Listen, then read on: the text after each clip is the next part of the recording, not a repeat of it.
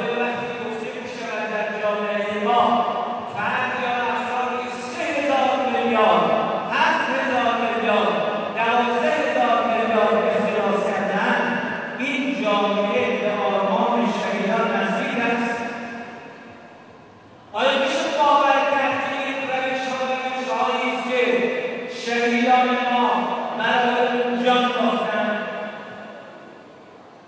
اگر ما این رفتارها که در کلیت آن ناکارآمدی اندیشه اسلامی رو نشان می‌دهند، این خیلی مهمه. به اعتقاد من حتی مسئله بالاتر از این است که گفته شود چند هزار میلیارد اختلاس شده است.